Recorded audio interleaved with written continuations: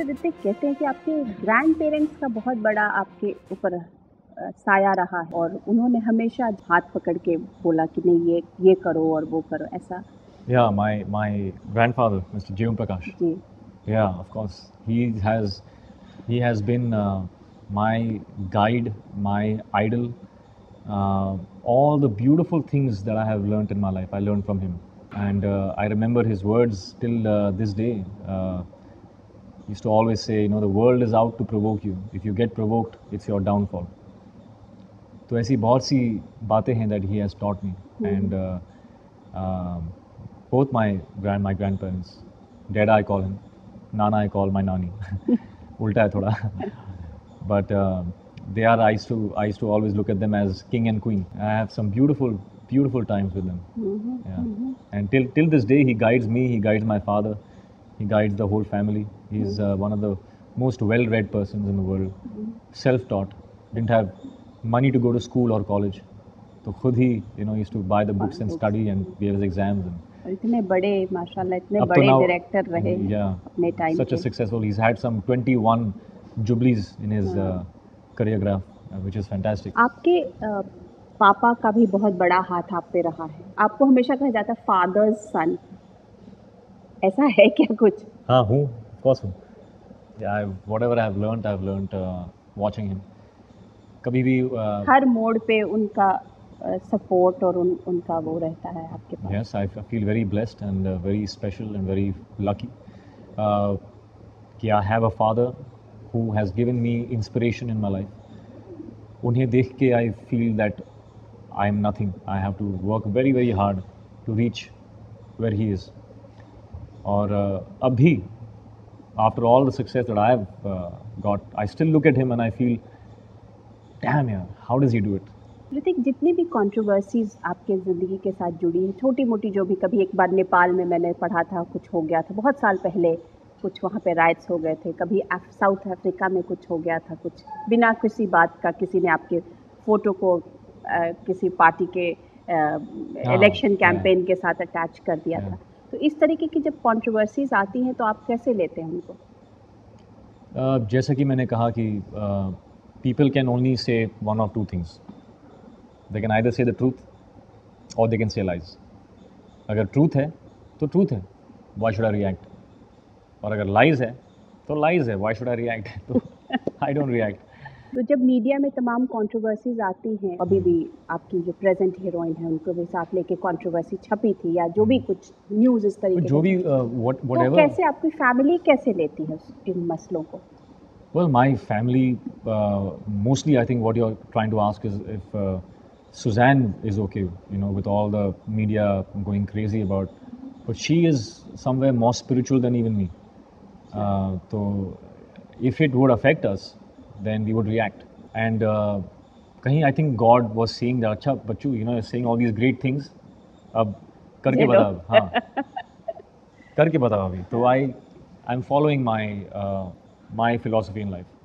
Okay, nobody can write something and make you feel less. Nobody can write something and make you feel more. It's not right. We as actors have to not be in the clutches of some person with a pen in his hand. It doesn't matter. Some people don't get importance. They want to feel important. They call me up, all the journalists. It's a small world, so I know them by name and number. So they call me up, but when I do a film, I go into this hole for like 2 years and I don't talk to anyone. So they get upset. So काफ़ी हद के बाद, if they get too upset, they come, अच्छा, they give me one lath, okay, instigate me, provoke me. But it's okay. I don't get. I forgive and I forget.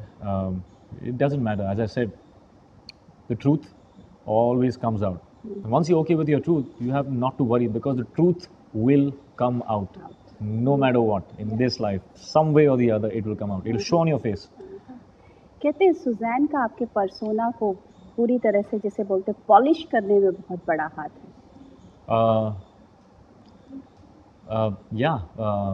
I think I don't think I would have become an actor if it was not for her.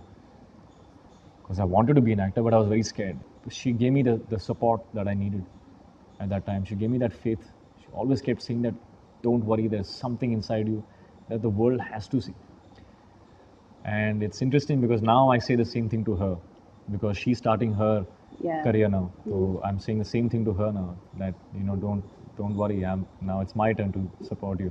आप से बात करके ऋतिक मुझे ऐसा लग रहा है कि आप 2 लेवल पर जीने लग रहे हैं। ऐसा है क्या? एक है जो आपका सेल्फ, स्पिरिचुअल सेल्फ है, और एक जो है वो जो प्रेज़ेंट वर्ल्ड है। एक ही सेल्फ है, that's just there's only one you. I just think it is very important in this day and age to have a certain sense of spirituality, to look beyond all these small things. For 6 months I've lived my life looking at the world through the eyes of a dying man, because I'm playing a paralyzed person in Mr. Bhansali's film. And when you look at when you look at the world from those eyes, you understand that nothing is important. आपकी तो एक musical background भी आपकी family का है, और सुना मैंने कि काइट्स में आपने गाना भी गाया। हाँ, तो आपने गाना पढ़ा म्यूजिक मुझे। In the sky, soaring together, lovers forever, forever. Music को आपने अपने साथ में ही जोड़ा है क्या? हाँ, म्यूजिक क्रिएट करने में आपका कोई हाथ होता है? आप चाहते हैं कि मैं म्यूजिक क्रिएट करूं? जब भी there's a sitting of, there's a meeting about with my chacha for the music. I've been sitting on music sittings since I was 8 years old. Sorry, all my father's films. I'm my chacha's biggest fan. तो kites में एक song है, दिल क्यों ये मेरा शोर करे, जो एक ट्यून थी जो एक कैसेट में रिजेक्टेड सॉन्ग्स के टेप में, it was lying in my chacha's room. I had picked it up when I was 9 years old, 8 or 9 years old. तो वो धुन मुझे आज तक मुझे याद थी, because I used to sing it in school and all. I used to love that song. So I reminded my chacha that there's this one song which I remember. कौन सा सॉन्ग है? दिल क्यों ये मेरा शोर करे, from Kites. दिल क्यों ये मेरा शोर करे, इधर नहीं उधर नहीं, तेरी ओर I was 9 years old. 9 years old.